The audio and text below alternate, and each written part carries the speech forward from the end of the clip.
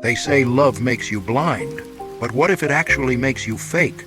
What if the version of you she falls for was never real to begin with? Carl Jung didn't whisper about this. He shouted into the void. He said some women don't love men. They love projections, fantasies, ghosts wearing a man's skin. And when that illusion shatters, you're left confused, discarded, and wondering why being a good guy was never enough. So, before you get comfortable, take a moment to like the video and subscribe, but only if you genuinely enjoy what I do here. Now come closer, because what I'm about to say, most people will never dare to hear. But you're here, so maybe, just maybe, you're ready to see behind the mask. It always starts the same way, doesn't it? She looks at you like you're more than you are, like you're some half-forgotten hero returning from war, someone she's been waiting for without even knowing it. Her eyes light up, and suddenly you feel chosen. Not seen, not understood, chosen. And oh, how sweet that feels, like honey on an open wound. You don't even care that it's sticky and dangerous. You lean in, you believe. But you're not being seen, my boy. You're being scanned, assessed, measured against a blueprint that has nothing to do with you. You think you're the story? No, you're just the canvas. She's the painter. And what she's painting? That's a picture she's been dreaming up since long before she met you. And that picture has rules. Now Carl Jung, that quiet man with stormy eyes, he figured this out. Spent his life digging through dreams and madness, like a drunk man searching for his keys in the dark. He saw what most people couldn't bear to admit. Women don't always fall for the man. They fall for what the man represents, for the story he can fit into, for the shadow puppet she can control. That's not love, that's projection. And you? You're the screen. Here's what they never tell you. A woman can fall in love with you and never once meet you. Not really, because what she's in love with is the potential, the symbol, the script. And you, bless your honest little heart, play along. You play the role, speak the lines, and try your damnedest not to disappoint. But here's the kicker. It was never really about you. It was about the animus inside her. That inner masculine voice, the one Jung warned about. The one that whispers in her ear what a man should be, what a man must do, how a man must behave. And when that animus is immature, twisted, or wounded, it doesn't look for truth. It looks for control. Suddenly, you're not her partner. You're her project. And Lord help you if you don't fit the blueprints. Because the minute you step off script, the second you show a crack in the mask, she won't change the fantasy. She'll change the actor. And you'll be left holding the costume, wondering what the hell just happened. Now I can already hear the rumbling. You're blaming women. No, son. I'm telling you how it works. I'm telling you that most men walk into this trap smiling, begging to be chosen, desperate to be told they're good enough. You want to be picked like fruit off a tree, but you forget fruit gets eaten. What's worse, you start to believe her dream. You think it's love when she stares at you with those wide, shimmering eyes. But those eyes aren't windows. They're mirrors. And what she sees in them isn't you. It's what she needs you to be. You perform. You polish, you pose, you become that version. Until one day, you can't keep up. You stumble, you speak out of turn, you show your shadow, and suddenly, her gaze changes. It gets colder, distant, disappointed. But not because you betrayed her. No, because you betrayed the role. And here's where it gets bitter. You think, if I just try harder, if I fix this, if I prove myself. But the role was never real. And neither was her version of you. You were just a ghost in her personal mythology. And when she moves on, she won't mourn you. She'll mourn the dream, the puppet, the beautiful illusion. And you'll stand there, dazed, asking yourself what you did wrong. Let me give it to you straight. You didn't do anything wrong. You just stopped being the fantasy. You stopped reading her script and started breathing. And for that, she replaced you. Now most men, poor bastards, they never recover from that. They either turn bitter, blaming all women, closing their hearts, Or worse, they double down on the performance, trying to be more agreeable, more charming, more compliant. They chase that gaze like it's holy light. But Jung would shake his head, light his pipe, and say, "That's not love, that's possession." The solution? It ain't found in her approval. It's found in your individuation, that lonely, brutal, magnificent journey of becoming whole within yourself. But we'll get to that if you're still with me. For now, remember this. When she looked at you like you were everything, maybe she wasn't seeing you at all. She doesn't know it, but something inside her is talking louder than she is. Something older than her thoughts, louder than her words, and colder than her conscience. Carl Jung called it the Animus, the unconscious masculine spirit in every woman. Not some fairy tale prince or soft-spoken gentleman, no. This one's got teeth. This one wears armor made of unmet needs, carries a sword forged from childhood wounds, and walks into love like it owns the place. And you? You're just the furniture, until you're not. See, when that animus is immature, and that's the version most men meet, it doesn't guide her. It possesses her. I'm not talking about some ghostly movie stuff. I'm talking about psychic possession, the kind Jung studied like a man watching a house slowly burn down. The woman becomes a mouthpiece, an instrument. She argues not because she's trying to understand, but because the animus in her is trying to dominate. She moralizes not to build bridges, but to prove power. She falls in love with dangerous men, rejects the gentle ones, demands from you what she doesn't even give herself. Now here's the nasty part. She believes it's all her. She'll swear the feelings are real. The attraction, the anger, the contempt, all of it feels authentic to her. But what Jung uncovered, what nobody wants to hear, is that most of it isn't her. It's a storm happening behind her eyes, a whisper in her spine, and she's too asleep to know she's no longer driving the car. And you? You're in the passenger seat, thinking the road is yours too. Poor lad. You wonder why you can't reason with her. Why the fights seem to come out of nowhere. Why your kindness seems to vanish in her memory like smoke. It's not because she's cruel. It's because you're talking to the Animus now, and he doesn't play fair. The Animus doesn't want compromise. It wants conquest. It wants control. It wants to reshape the world into something clean and obedient. And when it sees you hesitate, when it sees your fear, it smells blood in the water. That's why you feel like you're being measured all the time. That's why you feel like you're in a job interview that never ends. That's why you feel like one wrong answer will get you exiled from the kingdom you never asked to serve. Because in her unconscious mind, you're not a person, you're a project. And here's the tragedy. Most women don't even know they're doing this. And most men, bless our drunk and desperate hearts, we let them. We want to be needed. We want to be useful. So we comply. We adapt. We mold. We trade authenticity for approval. Not because we're weak, but because we've been taught since boyhood that a man's worth is proven by how well he pleases the woman who chooses him. And so we volunteer for the script. We accept the role. And slowly, inch by inch, we betray ourselves. We start saying yes when we mean no. We start laughing at jokes we don't find funny. We hold back our truth like it's poison. And the Animus? Oh, it loves that. It takes our silence as obedience, our stillness as surrender. And that's when she stops respecting you. Not because she's cruel, but because her unconscious knows the truth. You've become a puppet. And puppets don't make good lovers. Now you might ask, but isn't this true for men too? Don't we project onto women? Damn right we do. But here's the difference. We often project what we desire.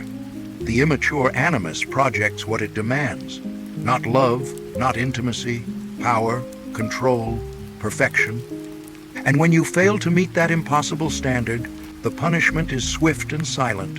Withdrawal, disappointment, coldness. You think you've failed her, but you were never meant to succeed. You were cast to be replaced. And here's the sick part. The more you try to explain, to fix, to win her back, the deeper the Animus digs in. Because now you're no longer a man. You're a test. and tests are meant to be failed. You ever notice how some arguments never end? That's the animus talking. You ever feel like nothing you do is enough, even when you give your whole heart? That's the animus feeding. You ever feel like you're being judged for sins you never committed? That's projection. That's the tyranny of illusion. And you let it happen. Not because you're broken, but because you wanted to be loved so badly, you let yourself become her fantasy. Now, let me be clear. This isn't about hating women. Hell no. This is about understanding the game, because only when you see it can you step off the board. Only when you recognize the projection can you stop dancing for the ghost. Jung wasn't trying to divide us. He was trying to wake us up. He knew the unconscious doesn't care about fairness. It only cares about survival.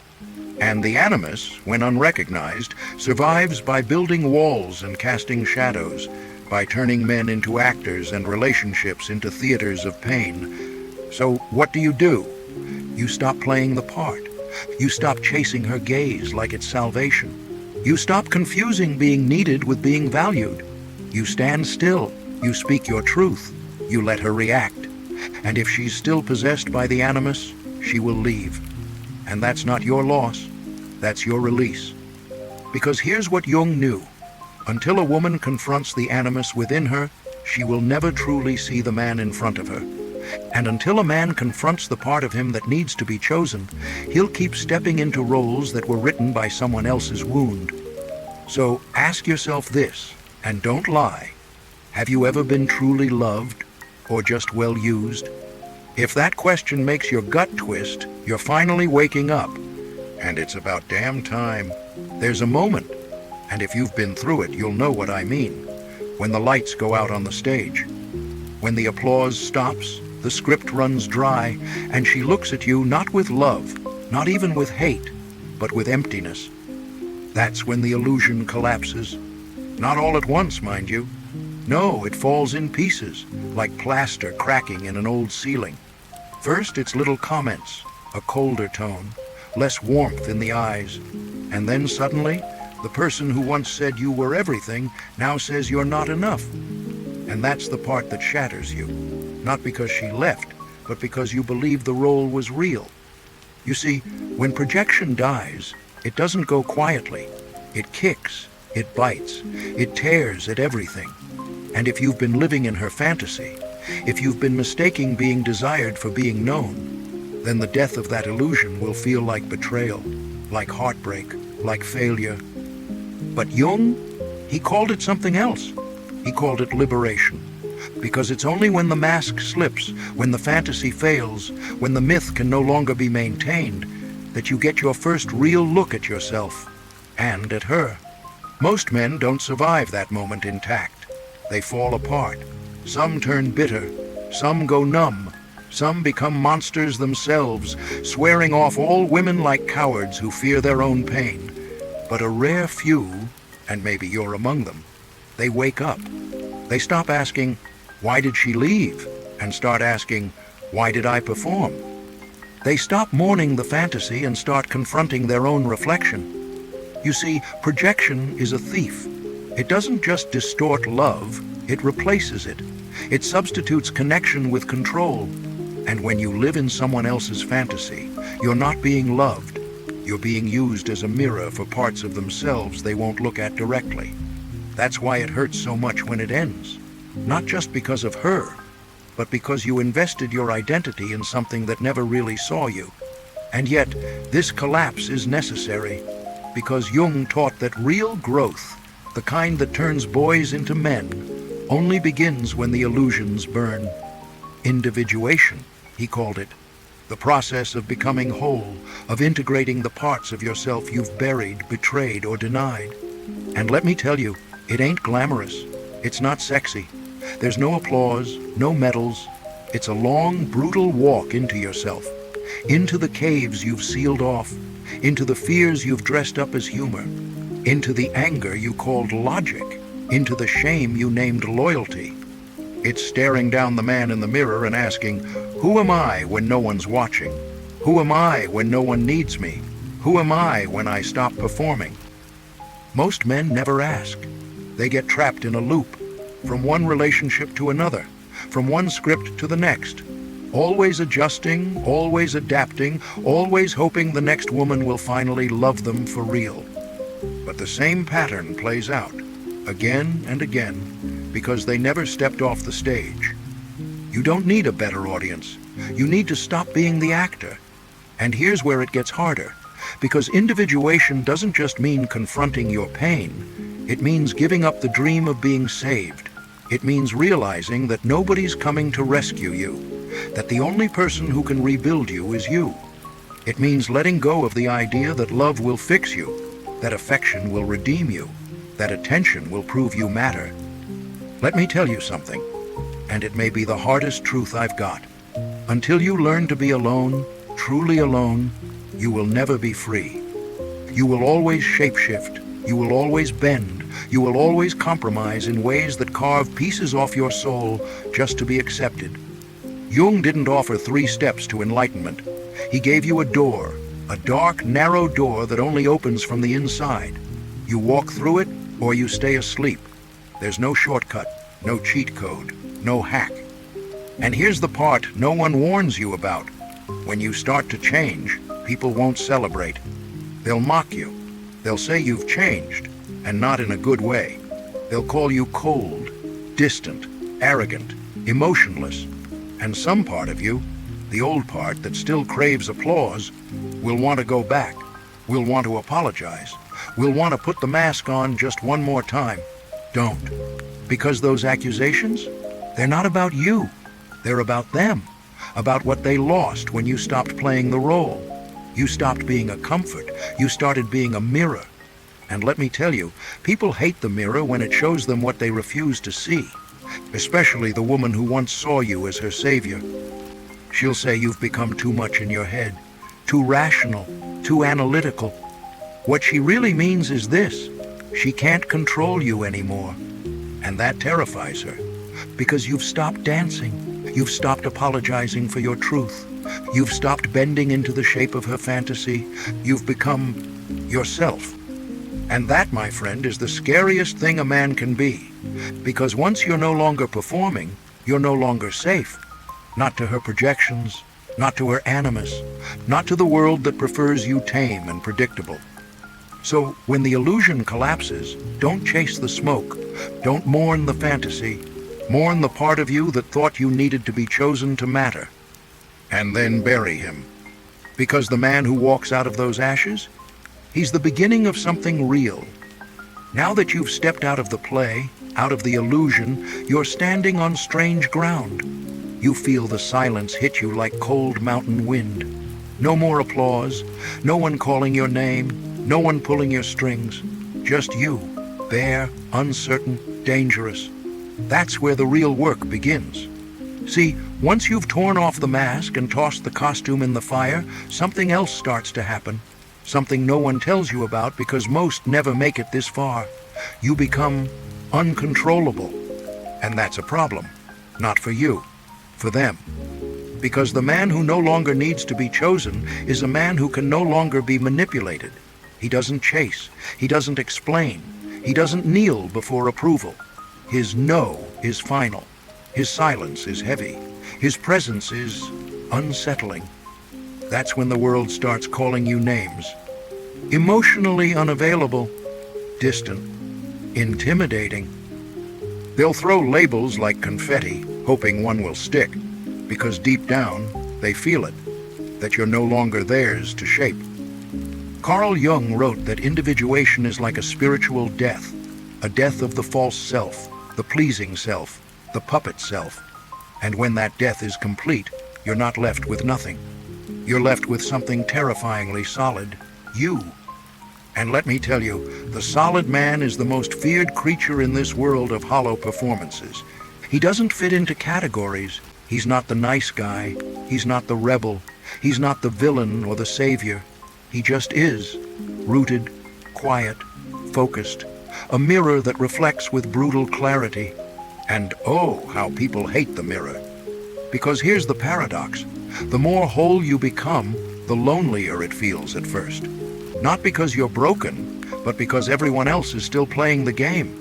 They're still bargaining their souls for attention, still twisting themselves into knots to be liked, still projecting their shadows onto others so they don't have to face them.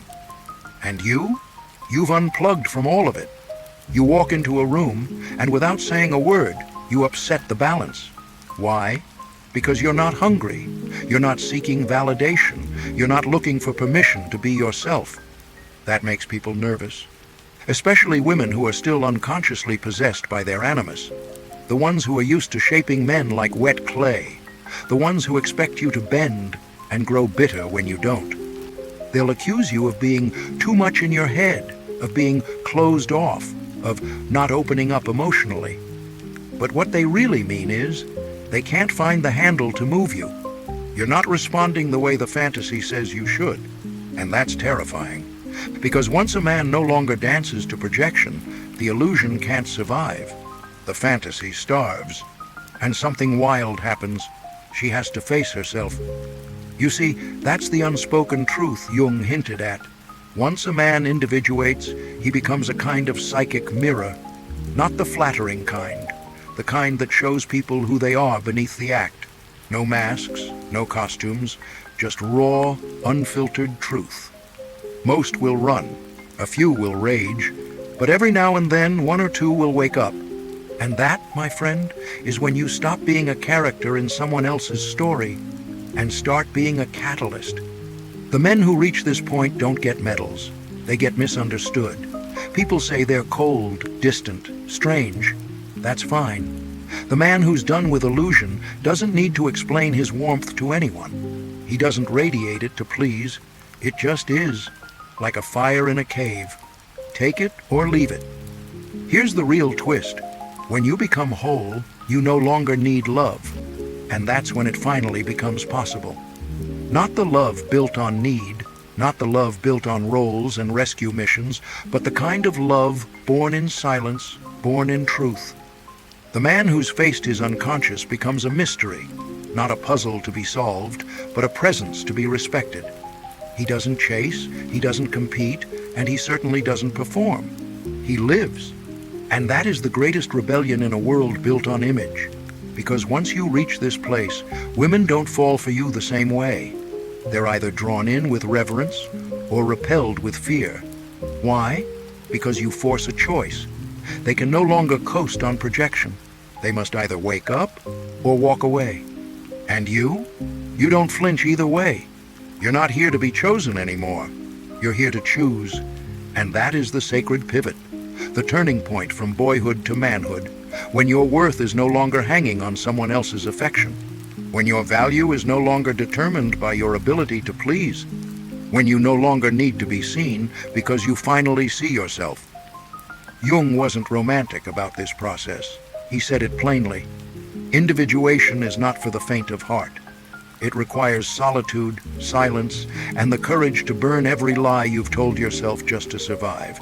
It's not lonely because you're unlovable. It's lonely because you're no longer pretending. And in a world of masks, authenticity is exile. But oh, the power of it. The man who walks through that fire becomes something else entirely. Not a saint, not a savage. Something in between, something balanced, something ancient. A man who is not ruled by his appetites, not steered by approval, not haunted by rejection. A man who can sit with himself in silence and not flinch. That's the man women feel but can't control. That's the man the world mocks but secretly envies.